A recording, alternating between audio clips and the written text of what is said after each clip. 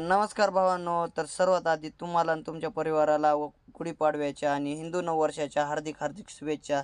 तर भावांनो, पुन्हा एकदा आपल्या नवीन मिनी ब्लॉगमध्ये तुमच्या सर्वांचं स्वागत आहे. तर आज गुढीपाडवा असल्यामुळे सकाळ सकाळी उठलो आणि आलो बघा साहेबाच्या रानामध्ये, ते म्हणजे पिसुळा घ्यायला. मग काय पिसुळा ते आणला, मस्तपैकी आंघोळ ते केली. आंघोळ केल्यानंतर झालेला नाश्ता, मग काय नाश्ता ते केला. नाश्ता करून आपल्याला जायचं होतं साईडवर नाश्ता घेऊन. मग काय नाश्ता ते घेतला आणि नाश्ता ते घेऊन निघालो बघा साईडवर आल्यानंतर तिथं नाश्ता ते पोचती केला.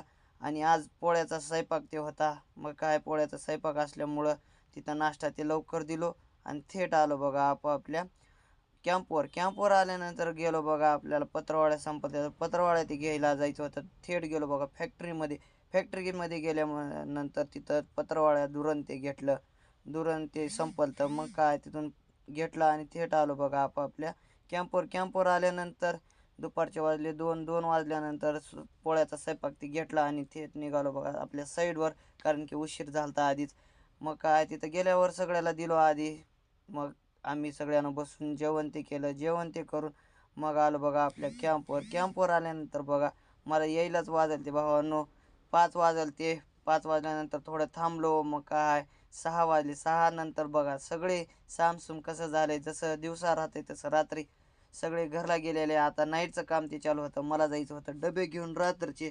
मग काय डबे ते बांधल्यानंतर साहेबाला आणि जे चपात्या ते करतात त्यांच्या बायाला ते सोडलं घरी आणि घरी सोडून आलो बघा छत्रपती संभाजीनगर वलांडीमध्ये चौकात. तर भावांनो काय मग तिथं त्यांना सोडलं आणि परत आलो आपल्या साईडवर डबे घेऊन आल्यानंतर साईडवरचं काम झालं तर चालू.